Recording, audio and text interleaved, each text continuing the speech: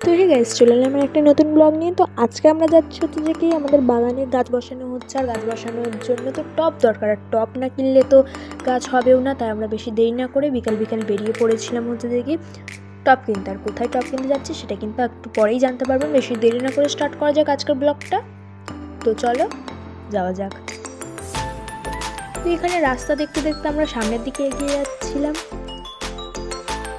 তো এখানে কিন্তু আমরা একটা কাঠগোলাপের গাছ দেখতে পেয়েছিলাম, আর কাঠগোলাপের গাছ দেখতে পেয়ে বাবাকে বললাম একটা ডাল ভেঙে দিতে, আর এখানে কিন্তু ডাল ভেঙে দিয়েছিল।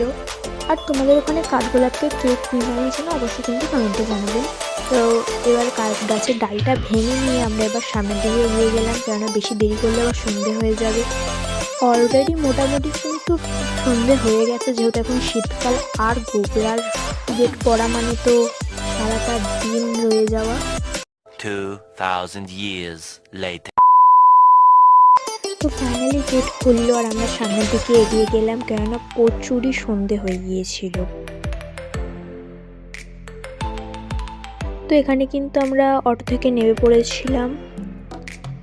একটু গেলেই কিন্তু যেখানে আমরা টপ কিনবো সেখানে চলে এসেছি। আর এখানে কিন্তু খুব কম প্রাইসে ভালো ভালো জিনিস পাওয়া যায়, আপনারা চাইলে আসতে পারবেন। তো দেখতেই পাচ্ছেন এখানে কিন্তু শাড়িও নেওয়া হয়, আবার টাকার বিনিময়েও কিন্তু বিক্রি হয়, আর শাড়ি দিয়েও কিন্তু বিক্রি হয়। তো দেখুন কত কি এখানে রয়েছে। তো এখানে 54 পিস টপ কেনা হয়েছিল মিডিয়াম সাইজের, আর দুটো বড় সাইজের টপ কেনা হয়েছিল, আর দুটো চুড়ি আর একটা গামলা কেনা হয়েছিল। তো এখানে কেনা হয়ে গেছে, এবার অটোতে তুলে নেব। তো অটোতে তুলে নিয়েছি, এবার বাড়ি চলে যাব যেহেতু কেনা হয়ে গেছে।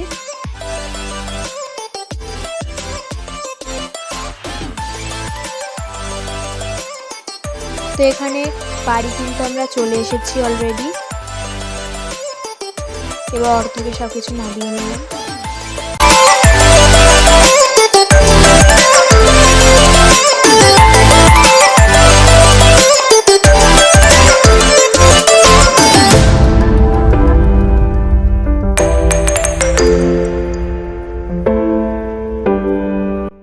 তো এবার সব টবগুলোর নিচেই ছিদ্র করে নিতে হবে, না হলে জল বেরোবার রাস্তা থাকবে না, সেজন্য একটা করে ছিদ্র করে নিতে হবে। তো এবার সব টবগুলোকে ছিদ্র করে নেওয়া হয়ে গেছে। এবার মাটি তৈরি করে নেব। আর মাটিতে সেরকম আমরা কিছুই অ্যাড করিনি, নর্মাল মাঠের মাটিটি ভালো করে ইটের সাহায্যে ভেঙে নেব, নাহলে গোটা গোটা দিলে গাছটা ভালো হবে না। একটা ছাঁকনির সাহায্যে চেলে নেব।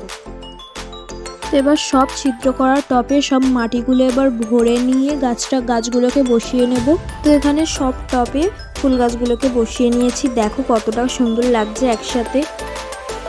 তো আজকের ভিডিওটা আপনাদের কেমন লাগলো অবশ্যই কিন্তু কমেন্টে জানাবেন। আজকের মতো এখানেই বিদায় নিচ্ছি, আবার চলে আসবো নতুন কোনো ভিডিও দিয়ে। ততক্ষণের জন্য বাই।